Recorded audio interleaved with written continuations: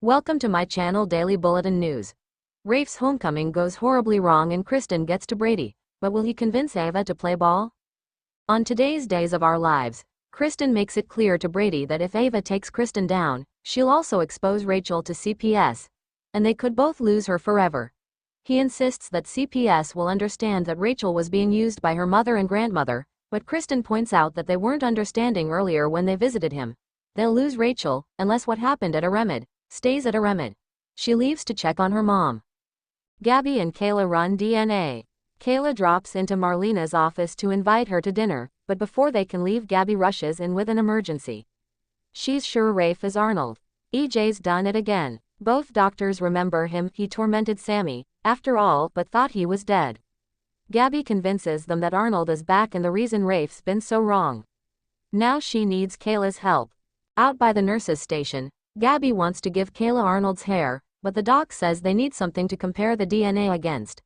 That's when she says they may not have any relatives of Arnold's to test it against, but they have Rafe's.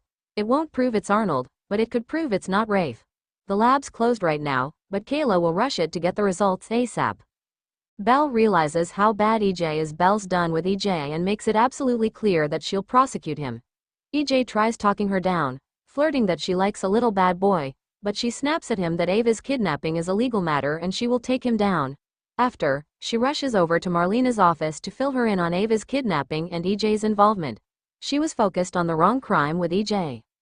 Now she's got no choice but to prosecute him. Guess I should be grateful it's just the one crime, right? And that, of course, is when Marlena breaks the bad news about Jada, Rafe and Arnold. Belle's horrified, wondering where the real Rafe is. Then she realizes that Rachel Blake must have known. That's how she convinced EJ to keep quiet about Ava. This is so much worse than I thought. She tells her mom to say, "I told you so," but Marlena gently tells her that everyone makes mistakes. She made a choice to ignore EJ's red flags, knowing how bad he was. But not like this. She even defended EJ to Sean. Val starts to cry and Marlena pulls her into her arms. "I've got you. I've got you." Jada and Sean don't believe Rafe. Rafe wakes up on the kitchen table just as Sean and Jada burst in demanding to know where Rafe is. He doesn't have any memory of anyone or anything, though. Neither of them believe him, sure that he's Arnold and that after Gabby's confrontation, he decided to pretend to have amnesia so he didn't get in trouble. Jada demands to know where Rafe is, but Rafe has no clue what either of them are talking about. So Sean takes the remarkably calm amnesiac in for suspicion of kidnapping, slapping handcuffs on him and reading him his rights. They take him to the station, and Sean wonders if this amnesia thing isn't an act, after all. Jada's sure it's not, so Sean offers to take another shot at Feniger. Jada's desperate to know where Rafe is, so Sean promises to do his best to get answers.